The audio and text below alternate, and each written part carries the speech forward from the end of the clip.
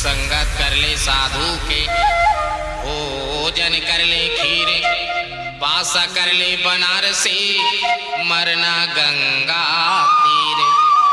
अरे का संगत करबे साधु के, काबर गुरुजी? पाछू पाछू तोला घुमाही। अरे संगत कर ले बेटा के, कमा कमा के खवाही। अजी का संगत करबे बेटा के, काबर चचा जाट लाल आँखी दिखाही। संगत कर ले नारी के, जिंदगी माँ सेवा बजाही। अरे का संगत करबे नारी के, काबर जी? तोरे मरे में दूसरा बनाही। अरे राम राम। अरे संगत कर ले प्रभु राम के, जय हो जय। भौले बेड़ा पार लगाही।